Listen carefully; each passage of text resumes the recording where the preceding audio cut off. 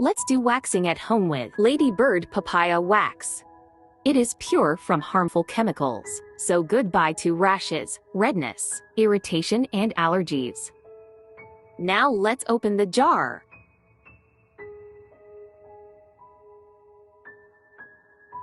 Look at the consistency of this wax. You can apply it without preheating. Apply thin layer of papaya wax with the help of spatula. Spread it evenly on the skin.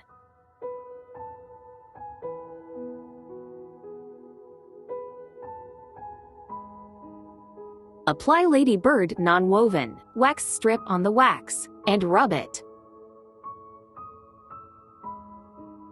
Now pull hair in the opposite direction of growth. Don't forget to stretch the skin for easy pull. And it's done. No pain and easy to apply.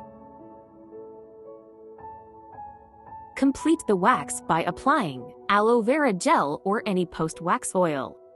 It's so smooth and clean.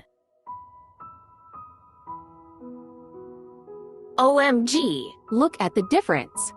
I loved the results. Go shop from Lady Bird and say goodbye to salon.